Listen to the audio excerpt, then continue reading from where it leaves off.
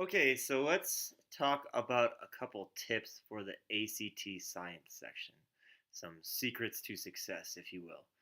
So there's three kinds of passages, and this isn't explicitly listed on the ACT. This is only something that you come to understand by doing a bunch of ACT sections or by having a really awesome tutor.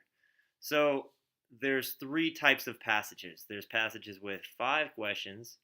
These are the easiest ones. There's passages that have 6 questions.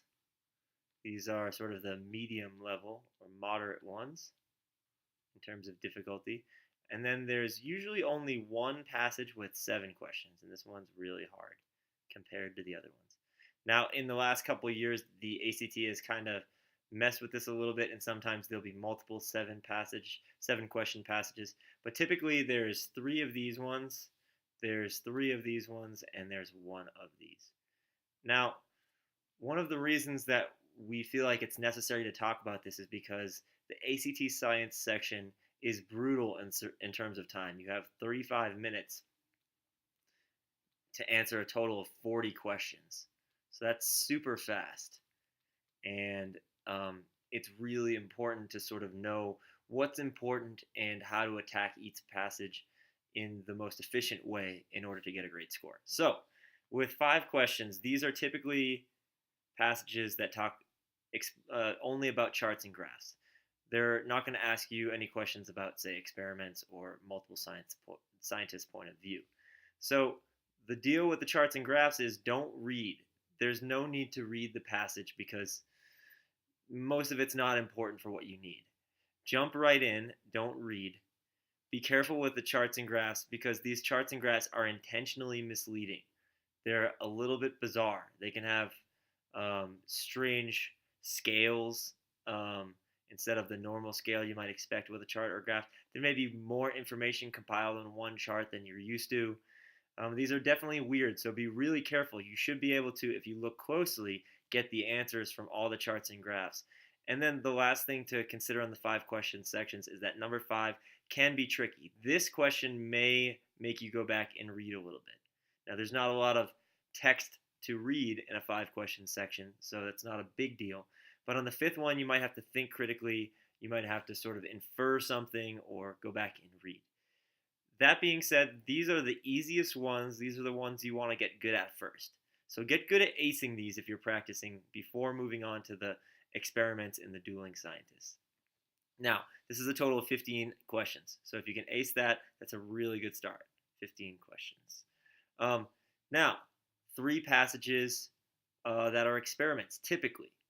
The deal here is we do have to skim this passage. We can't just not read it like the last one. We have to skim it.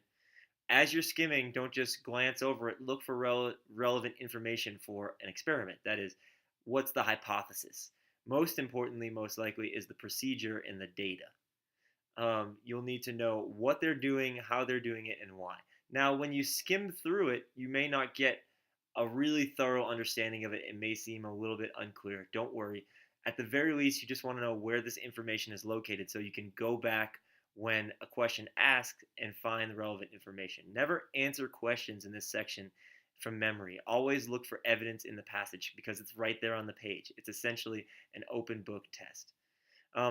Be prepared to process data and arrive at a conclusion.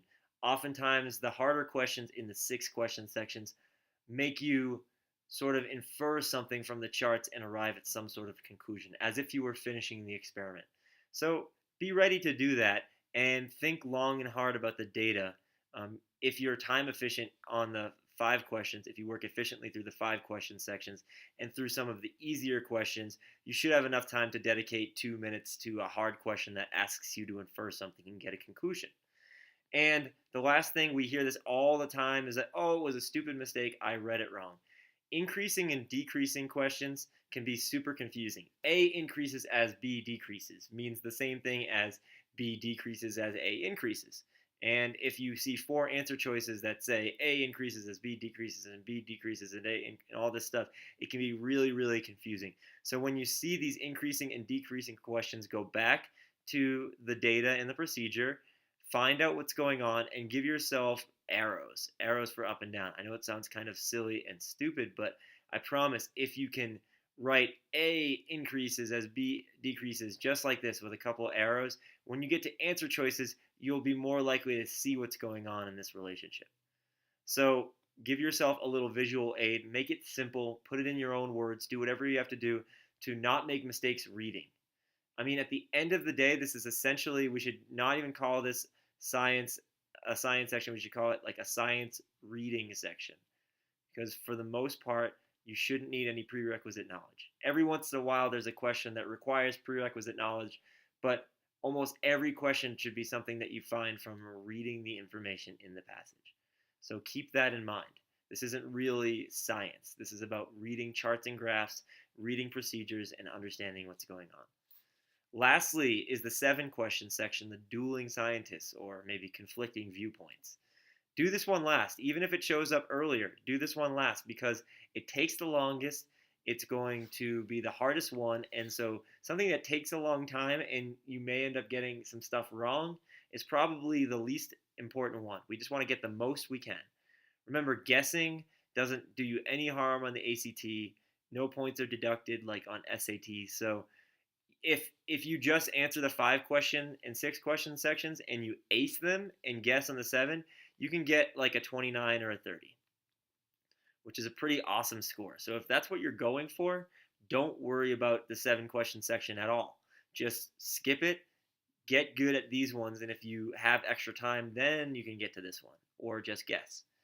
So the way to do this one is going to be to skim passage 1, answer questions about passage 1 before skimming passage 2, answering questions about passage 2, and at the end, answering questions that ask you to compare the two. So definitely the hardest one, something you want to save for the end. Okay, so this was just a quick rundown giving you a little bit of strategy advice about how to succeed on the ACT science section, or should we say the ACT science reading section. Keep all this stuff in mind and go out there and make us proud. Take care.